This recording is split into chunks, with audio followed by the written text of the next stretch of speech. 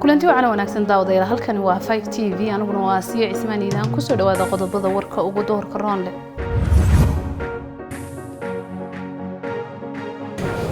marka ugu horeysa waxaan u tacsiyeynayaa ummadda Soomaaliyeed meel kasto ay joogto ahladii iyo qaraabadii uu ka geeriyooday ra'iisul wasaarihii hore ilaahay ha u naxariisto jannadana ha ku waraabiyo ra'iisul wasaaraha wuxuu ahaa ra'iisul wasaarihii xukuumadii hore oo shaqo wanaagsan ka soo qabtay ilaa markaasna ku jiray siyaasadda Soomaaliyeed waxa maanta magaalada Muqdisho qaran loogu sameeyay ra'iisul wasaarihii hore Soomaaliya marxuun Cali Khaliif Galeed oo lagu aasay magaalada Muqdisho isagoo aaska ay ka soo qayb galeen mas'uuliyiinta qaranka Soomaaliya waxaan gabagabadii jeclahay munaasabaddan dhammaanteen inaan xusuusano dadkii u soo halgamay ama u dhintay ama u dhaawacmay ama loo xiray ama waddanka uga cararay